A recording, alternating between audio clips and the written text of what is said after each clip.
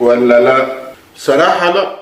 كيف يعني لا؟ يعني ما بشوف حالي عم مثل ببرنامج كل الوقت مواضيع تافهة وبيعلق على مواضيع تافهة، شغلته بس مواضيع تافهة. وشو بدك تعمل؟